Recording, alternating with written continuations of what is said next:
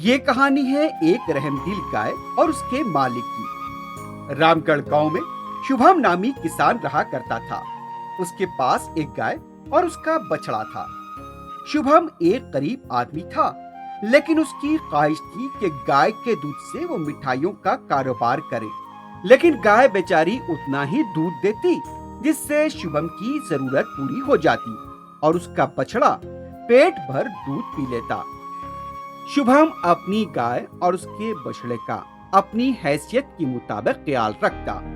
वो अपनी गाय को पास के सरसब्ज इलाके में चराने के लिए भी ले जाया करता था। चरते चरते गाय पास ही मौजूद नदी के पास पहुंच जाती और वहां पर अपनी प्यास बुझाती। जब एक दिन गाय नदी के किनारे पानी पी रही थी, उसने देखा कि एक छोटा बछड़ा उसके सामने आ गया। बेटा, आपकी अम्मी कहाँ है और आप अकेले यहाँ कैसे आ गए? बछड़ा जो पानी में भीगा हुआ था कांपता हुआ कहने लगा, मेरी अम्मी ने चारा चरने के दौरान साथ आने से मना किया था, लेकिन मैं नहीं माना और गलती से नदी में गिर पड़ा। अब बहता हुआ यहाँ पहुँच गया हूँ।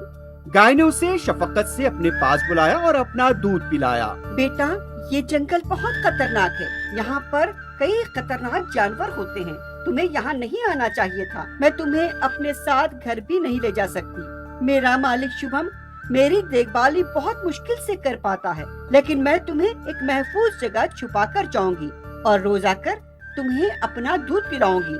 तुम बाहर नहीं निकलना। इस तरह गाय ने बछड़े को अपना दूध पिलाया और फिर उसे एक महफूज जगह पर छुपा दिया और घर चली गई। गाय चूंकि अब बछड़े को रोज अपना दूध पिला रही थी, शुभम को पहले से भी कम दूध मिलने लगा। यहाँ तक कि बछड़े को भी कम दूध मिलने लगा। तब बछड़े ने अपनी वालदा से पूछा, अम्मी, मैं बहुत भूखा हूँ, आपने मुझे दूध क्यों नहीं पिलाया? ये सुनकर गाय ने अपने बच्चे को इस तरह समझाया, बेटा, मुझे तुम्हारे जैसा ही एक बछड़ा मिला है।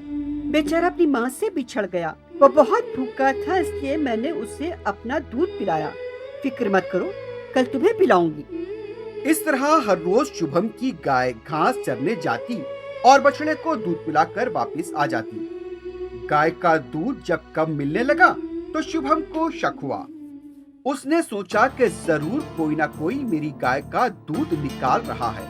एक दिन शुभम ने गाय का पीछा किया। घास चरने के बाद गाय बछड़े को दूध पिलाने के लिए पहुंची। ये देखकर शुभम गुस्से से बाहर हो गया और फिर एक लकड़ी उठाकर गाय को मारने के लिए आगे बढ़ा। मेरे साथ होगा? शुभम गुस्से से गाय को मारना चाहता था। तभी वहाँ एक देवी नमूदार हुई। अचानक शुभम के हाथ से लकड़ी गायब हो गई। शुभम, तुम क्या कर रहे हो?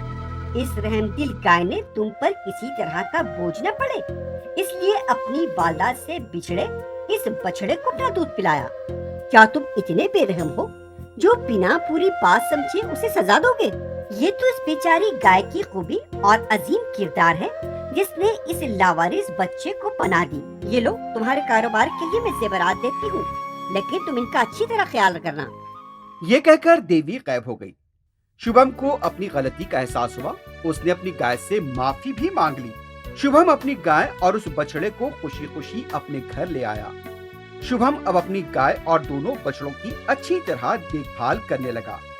उसने देवी के दिए हुए जेवरात फरोख्त करके मिठाई का कारोबार शुरू किया। अपने निस्फ मुनाफे को वो गरीबों में तकसीम करने लगा। शुभम ने एक गौशाला बनवाया। वहाँ उसने लावारिस गायों को पनाह दी और उनके चारे का इंतजाम किया। उन गायों में बिछड़े हुए बछड़े ने अपनी माँ को पहचान लिया और खुशी से उछलने कूदने लगा। उसकी माँ भी उसे देखकर बहुत खुश हो गई। ये देखकर शुभम और उसकी गाय की खुशी का भी कोई ठिकाना न रहा। बच्चों, इस कहानी से हमें क्या सबक मिलता है? यही कि अगर हम दूसरों की मदद करते हैं तो ऊपर वाला भी हमारी मदद करता है। इसलिए हमें सबकी मदद करनी चाहिए।